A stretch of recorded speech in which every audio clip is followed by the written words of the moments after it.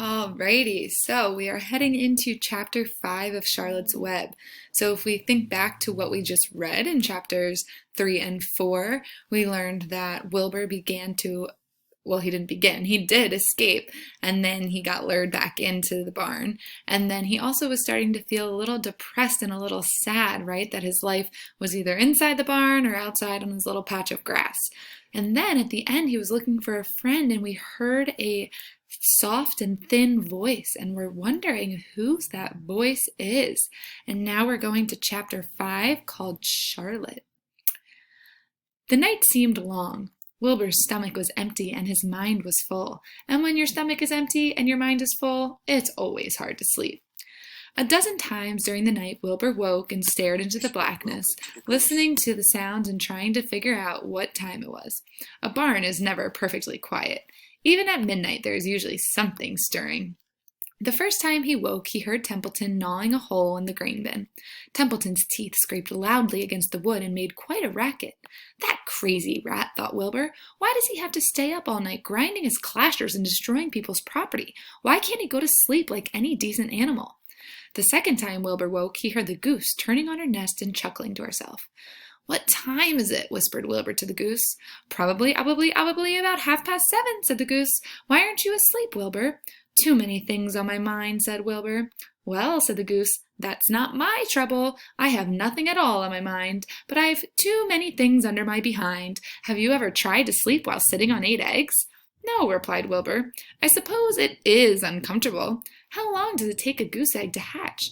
Approximately 30 days, all told," answered the goose. "But I cheat a little. On warm afternoons, I just put a little straw over the eggs and go out for a walk."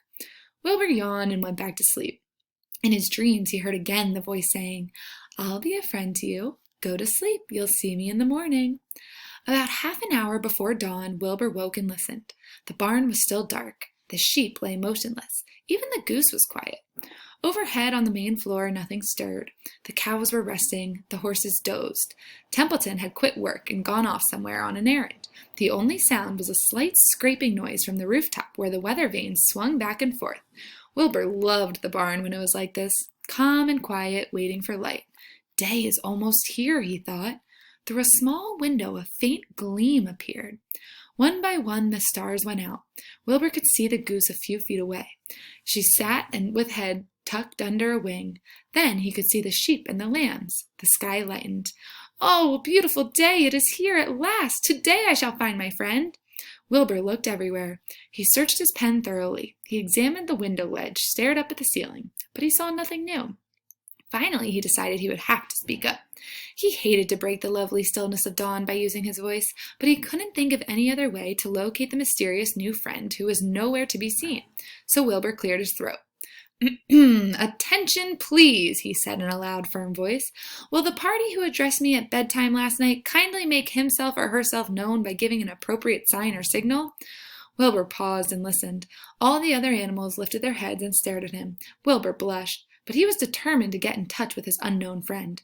"Attention, please," he said. "I will repeat the message. Will the party who addressed me at bedtime last night kindly speak up? Please tell me where you are, if you are my friend." The sheep looked at each other in disgust. "Stop your nonsense, Wilbur," said the oldest sheep. "If you have a new friend here, you are probably disturbing his rest, and the quickest way to spoil a friendship is to wake somebody up in the morning before he is ready. How can you be sure your friend is an early riser?" "I beg everyone's pardon," whispered Wilbur. "I didn't mean to be objectionable." He lay down meekly in the manure, facing the door. He did not know it, but his friend was very near, and the old sheep was right. The friend was still asleep. Soon Lurvy appeared with slops for breakfast. Wilbur rushed out, ate everything in a hurry, and licked the trough. The sheep moved off down the lane. The gander waddled along behind them, pulling grass. And then just as Wilbur was settling down for his morning nap, he heard again the thin voice that had addressed him the night before. "Salutations," said the voice. Wilbur jumped to his feet. "What?" he cried. "Salutations," repeated the voice. "What are they, and where are you?" screamed Wilbur. "Please, please tell me where you are, and what are salutations?" "Salutations are greetings," said the voice. "When I say salutations, it's just my fancy way of saying hello or good morning. Actually, it's a silly expression, and I am surprised that I used it at all. As for my whereabouts, that's easy. Look up here in the corner of the doorway. Here I am. Look, I'm waving." At last Wilbur saw the creature that had spoken to him in such a kindly way. Stretched across the upper part of the doorway was a big spider web, and hanging from the top of the web, head down, was a large gray spider. She was about the size of a gumdrop. She had 8 legs, and she was waving one of them at Wilbur in friendly greeting. "See me now?" she asked. "Oh, yes, indeed," said Wilbur. "Yes, indeed. How are you? Good morning. Salutations. Very pleased to meet you. What is your name, please? May I have your name?" "My name," said the spider, "is Charlotte." "Charlotte what?" asked Wilbur eagerly. "Charlotte A. Kavatika, but just call me Charlotte." "I think you're beautiful," said Wilbur. "Well, I am pretty," replied Charlotte. "There's no denying that. Almost all spiders are rather nice looking. I'm not as flashy as some, but I'll do. I wish I could see you, Wilbur, as clearly as you can see me." "Why can't you?" asked the pig. "I'm right here." "Yes, but I'm nearsighted," replied Charlotte. "I've always been dreadfully nearsighted. It's good in some ways, not so good in others. Watch me wrap up this fly." A fly that had been crawling along Wilbur's trough had flown up and blundered into the lower part of Charlotte's web and was tangled in the sticky threads. The fly was beating its wings furiously, trying to break loose and free itself. "First," said Charlotte, "I dive at him." She plunged headfirst toward the fly. As she dropped, a tiny silken thread unwound from her rear end.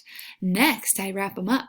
She grabbed the fly, threw a few jets of silk around it, and rolled it over and over, wrapping it so that it couldn't move. Wilbur watched in horror. He could hardly believe what he was seeing, and although he detested flies, he was sorry for this one. "There," said Charlotte. "Now I knock him out so he'll be more comfortable." She bit the fly. "He can't feel a thing now," she remarked. "He'll make a perfect breakfast for me." "You mean you eat flies?" gasped Wilbur. "Certainly. Flies, bugs, grasshoppers, choice beetles, moths, butterflies, tasty cockroaches, gnats, midges, daddy longlegs, centipedes, mosquitoes, crickets, anything that is careless enough to get caught in my web. I have to live, don't I?" "Why, yes, of course," said Wilbur. "Do they taste good?"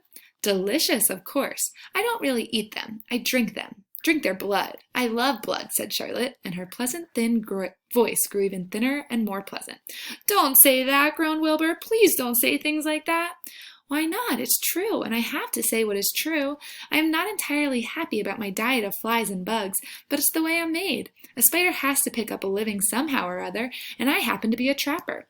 I just naturally build a web and trap flies and other insects. My mother was a trapper before me. Her mother was a trapper before her. All our family have been trappers. Way back for thousands and thousands of years, we spiders have been laying for flies and bugs." "It's a miserable inheritance," said Wilbur gloomily. He was sad because his new friend was so bloodthirsty. "Yes, it is," agreed Charlotte, "but I can't help it. I don't know how the first spider in the early days of the world happened to think up this fancy idea of spinning a web, but she did, and it was clever of her, too. And since then, all of us spiders have had to work the same trick. It's not a bad pitch on the whole." "It's cruel," replied Wilbur, who did not intend to be argued out of his position. "Well, you can't talk," said Charlotte. "You have your meals brought to you in a pail. Nobody feeds me. I have to get my own living. I live by my wits. I have to be sharp and clever, lest I go hungry. I have to think things out, catch what I can, take what comes. And it just so happens, my friend, that what comes is flies and insects and bugs. And furthermore," said Charlotte, shaking one of her legs, "do you realize that if I didn't catch bugs and eat them, bugs would increase and multiply and get so numerous that they'd destroy the earth, wipe out everything?" "Really?" said Wilbur. "I wouldn't want that to happen.